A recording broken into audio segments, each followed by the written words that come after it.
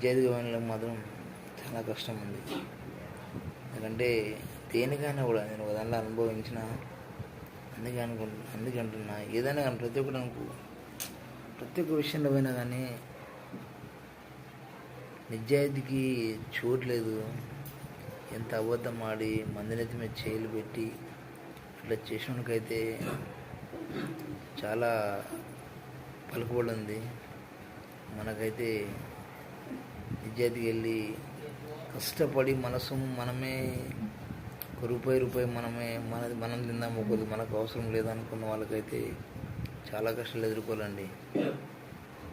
అర్థమైందా? ఎందుకంటే అనుభవించిన వాళ్ళకైతే అర్థమవుతుంది. అది అనుభవించిన వాళ్ళకైతే అర్థం కాకపోవచ్చు. చాలా కష్టం అండి. ఎందుకంటే నిజాయితీ వాళ్ళకైతే చాలా కష్టం. ఎందుకంటే ఎంత బాధ ఉంటుంది తెలుసా నిజాయితీ పోతే.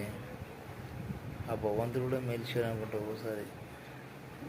నిజాయితీ పోతే భగవంతుడు కూడా మేలు చేయడుకోవచ్చు, అంత కష్టం ఉంటుంది. ఎందుకంటే నిజాయితీకి అంత బాధలు ఉంటాయి. అదే అబద్ధాలు ఆడు, రేపు ఇస్తాంటే ఒక 1000 రూపాయలు అని చెప్పు, టక్కుమని కొడితే రేపిస్తా అని చెప్పు. మనం ఏం చెప్తాం? నిజాయితీ కలిగితే ఒక వారం నాడుకి ఇస్తాంటే బాబు, అంతదాకా తెలియదు, వారం నాడుకి వెళ్ళినా ఇస్తాం. వాడేమంటాం? అమ్మ వారమా అని ఎవ్వరు నమ్మరు. అదే రేపిస్తా అని చెప్పు, లేకపోతే 1 గంట కలిసి 2 గంటలు కలిస్తా అని చెప్పు, మళ్ళీ ఒక 2 గంటలు నీకు ఇస్తానని చెప్పు, టక్కుమని ఇస్తాడు. లేకపోతే మెత్తికి ఇస్తా అని చెప్పు, టక్కుమని ఇస్తాడు. అదే అవసరం ఉన్నాయిరా అని అడుగు.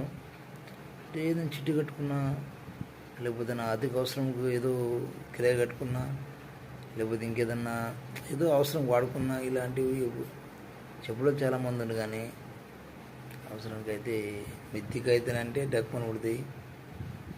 లేకపోతే ఇంకేదైనా ఏదైనా అబద్ధం చెప్పి ఇలా గది టక్కుమని కొడతాయి. ఇంకేది ఒక వారం తర్వాత ఇస్తారా అంటే వాడు నా దగ్గర లేవంటాడు పైసలు. అట్లా ఉంది, రోజులు అట్లా ఉన్నాయి. ఎందుకంటే అబద్ధానికి చోటునంత నిజానికి లేదు.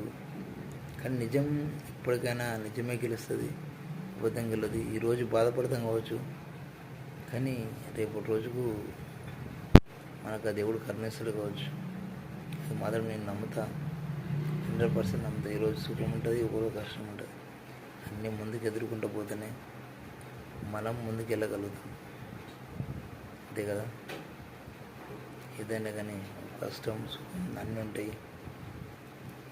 ముందుకు వెళ్తేనే అది ఒక మనిషి అనిపించుకున్నట్టు. ఏదో బాధ వచ్చిందని వెనక సూపు